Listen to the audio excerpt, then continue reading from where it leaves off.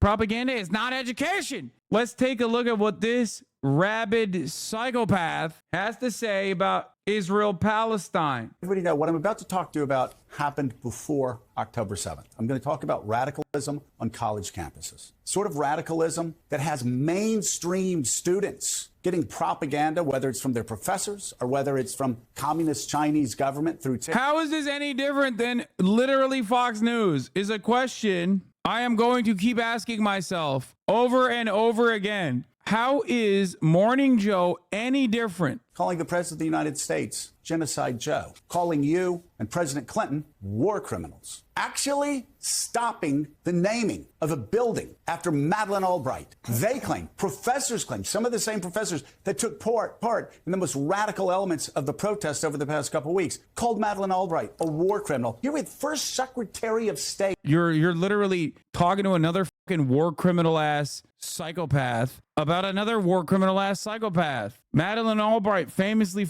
said 500,000 dead Iraqi children is just the cost of doing business. He's asking a war criminal to defend another war criminal. Yup. For what it's worth, Hillary's been championing Zionist policy in Habsburg for decades. She zealously urged towards the Jerusalem embassy move in the 90s. You are correct. That is true. She did. We have heard that 500,000 children have died.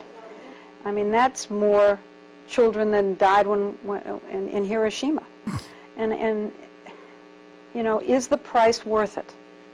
I think this is a very hard choice, but we think the price is worth it. We think the price is worth it. These demons are why I hope in my heart that maybe there is a hell and a heaven, and I hope that they are burning in eternal damnation. Made history, just like you made history. But you've got... Doing war crimes. Doing war crimes, Joe. Made history doing war crimes. We came, we saw... He died. Mainstream college students, I know. I've talked to a lot of college students over the past year or two. They have this radicalized view of the Middle East, a radicalized view of American public. Why aren't these children just as rabidly Islamophobic as we are? What is going on? How are we losing sight the expert propagandizing that we once were committed to? I don't know, man. Maybe because all of these kids that you're talking about were born after 9/11 and they didn't actually develop a fucking consciousness in that time frame where they were also just as rabidly Islamophobic and just kind of saw that as like background noise, especially the many L's that America took post 9/11. Maybe that's the reason why they're not as feverish, you fucking monster. Oh my God, I hate these fucking scumbags so much. How do we get these kids to be just as racist? Please give me the take here. I need to understand. Public servants like yourself, Madeleine Albright, President Clinton, Joe Biden. Why are these children and these kids and these college students saying like relentless murder is not permissible? I hate that. We got to get this fucking TikTok shit out of here. Can name Republican presidents as well. And there's this radicalization. And I just want to know, first of all, it's distressing. What do we do? Public servants that American leaders are war criminals and that Joe Biden's not Genocide Joe. He's literally mad that younger generations have the correct view. All of these fucking screechings of the media class about issues such as this one, by the way, are basically going against the spirit of democracy. They talk a big game about how they love free speech and how they love discourse and how discourse should thrive in a normal functioning democracy. And then they literally turn around and they're just fucking mad that the kids are correct. Why are they calling our presidents war criminals? What happened? What happened to America? We used to be a nation. I don't know, bitch. Maybe you should give people something to be proud of, and then maybe they'll be more proud of America's accomplishments. It's ridiculous. Kids these days, the next generation, and my generation as well, have nothing to fucking look forward to. Why the fuck should they be proud of America? Like, all we have seen in our development, endless and senseless death and destruction overseas, no fucking money in the banana stand for healthcare, the roads, education, no public transit. Life is getting more and more costly, more expensive. Dream of being able to fucking own a home or be able to retire at a reasonable age. No sense of autonomy. No sense of security. Why aren't these kids riding America? They can get their burgers. It's like, what the fuck have you given us? What has your generation given us to be proud of? Nothing. Nothing. Why aren't these kids more lead poisoned like our generation is, and more aggressive and more violent and stupid? I can't believe it. I can't believe they're seeing the truth of the American project for what it is. A bunch of different corporations with imperial ambitions of global dominance that does not reflect positively in the in-group either. And secondly, the stupidity of the slogans that ignore all the history since 1948 about what the United States has tried to do, about what you... Yeah, this is funny. Why are the children saying war crimes are bad? Chinese communist propaganda. And not repeating State Department talking points, which of course is not propaganda. Tried to do, about what President Clinton tried to do in bringing a two-state solution about. I remember when you talked about a two-state solution and it was considered radical. They couldn't believe, oh my God, Hillary Clinton actually is talking about a two-state solution. She hates Israel.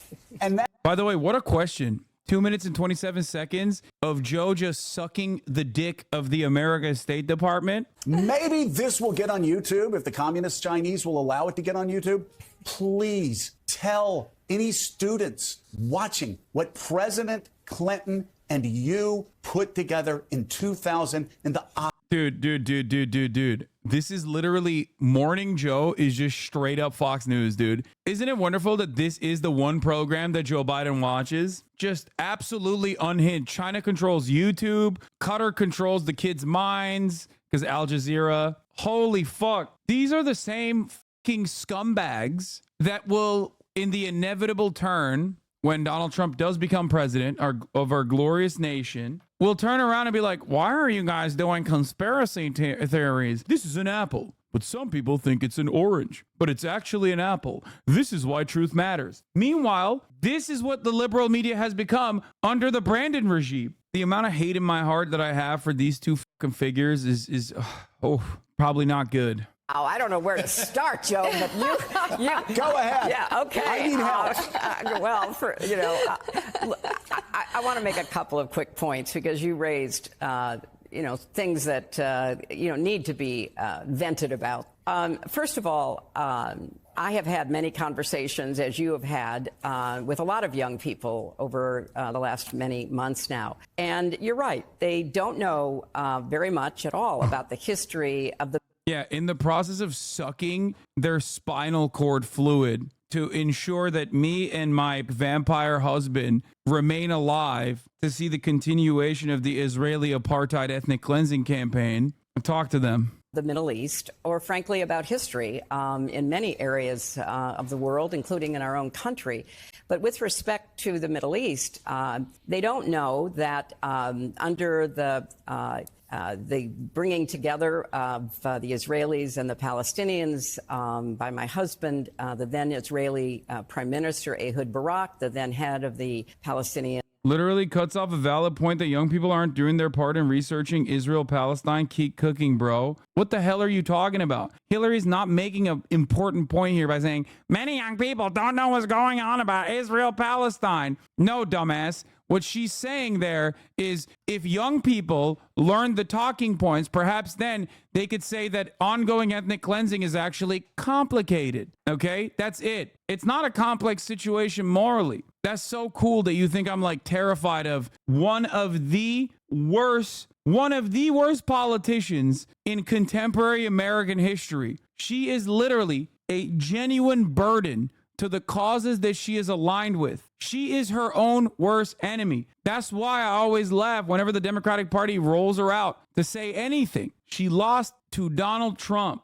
Of the Israelis and the Palestinians by my husband, the then Israeli Prime Minister Ehud Barak, the then head of the Palestinian Liberation Organization, then the Palestinian Authority, Yasser Arafat. An offer was made to the Palestinians for a state on 96% of the existing territory occupied by the Palestinians. Palestinians with 4% of Israel to be given to reach 100% of the amount of territory that was hoped for. And this offer was made, and if Yasser Arafat had accepted it, there would have been a Palestinian state now for about 24 years. It's one of the great tragedies of history that he was unable to say yes. My husband has a book coming out later this year, Joe, in which he talks about. Don't think you're scared of arguing against her, but you don't think a significant amount of younger voters refusing to vote over Israel-Palestine is indicative of not understanding what someone like Trump would do in office? You and I do not see the world in the same exact ways. If you have this kind of attitude, you think that the Democratic Party is entitled to people's votes. I do not, because I actually understand how politics work. You, on the other hand, are a relentless dick rider of the Democratic Party who believes they are entitled to people's votes because of lesser evil voting. Whether I agree with lesser evil voting or not doesn't matter, because Americans demonstrably do not vote on lesser evil voting margins. They do not care about lesser evil voting. That is why the plurality in this country historically doesn't vote for either party. The plurality of eligible voters in this country does not vote for either party. If the Democratic Party genuinely made efforts to capture broader swaths of the voter-eligible population while simultaneously opening up easier ways of voting against the Republican efforts to stop people from voting, especially poor people and young people, people of color in general, then perhaps they would have an easier time with these elections. They should have an easier time with elections. The problem on this issue, however, we currently have Joe Biden in office, and Joe Biden perhaps also channeling that same exact idiotic sentiment that many Democratic wonks channel, that like, people should of course vote for us. We're not bad as the other guys. Duh. You should do a little bit of reading, sweetie, and learn that like Trump would be so much worse. Don't recognize that Joe Biden is pretty fucking awful right now, and he shouldn't be awful, just in an effort to show Americans it is actually different under a Democratic administration in comparison to a Republican one. Because the very same bullshit that did happen under the Republican administration of Donald Trump, especially against like protesters that were taking it to the streets, Joe Biden is repeating the exact same bullshit that the Trump administration did in an effort to stop people from protesting against Israel right now. Peaceful protesters all around the country are getting fucking brutalized by the police for the crime peacefully declaring Israel an apartheid regime. About how Arafat kept saying he intended to agree, he wanted to agree, but he was, as you rightly point out, pretty sure he'd be killed.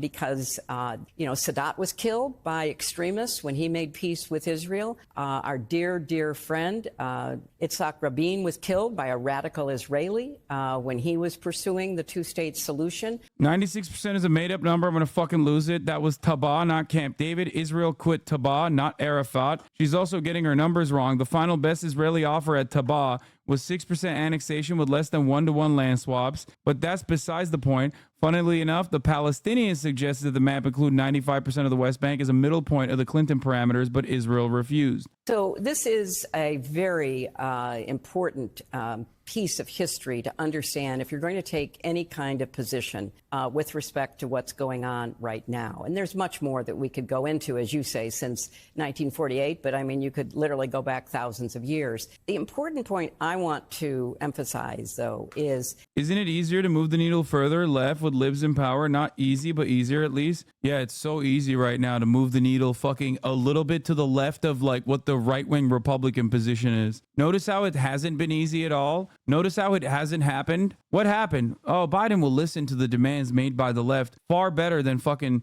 Donald Trump will. Yeah, dude, totally. That really has happened so far. Propaganda is not education. Propaganda, on whether it's TikTok or in the classroom, is actually... No, I'm not arguing to be contrarian. Truly two different worldviews, but thanks for responding. My dude, I'm not learning shit from a Twitch stream, and neither are you. Do not pretend watching a stream is research. No, watching a stream is not research. You should do some research, though. There is no true two different worldviews. You are living in an entirely separate planet. Your major takeaway from this stream, if nothing else, should be to understand how mainstream media oftentimes does have a biased perspective and under the guise of objective neutrality will offer you an incredibly slanted approach to history. This conversation between Hillary Clinton and Joe Scarborough that you are listening to, the issue of Israel-Palestine, which Hillary Clinton urged people to learn more about, is a perfect demonstration of that. Hillary Clinton is obviously extremely on the side of Israel on the matter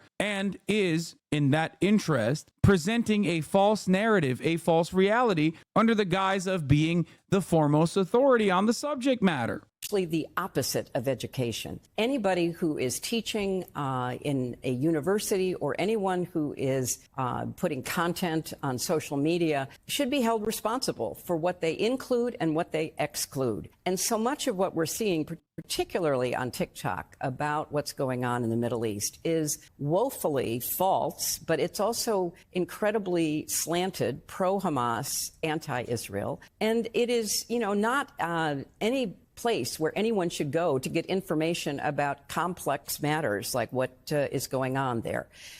So we have to do a much better job in trying to, number one, teach history at all levels. That's why the only difference between you and Donald Trump is that, you're just more pro-gay. You're demanding media literacy while decrying students have perhaps learned too much in a way that is no different than what the right-wing Republicans claim about CRT is so fucking stupid.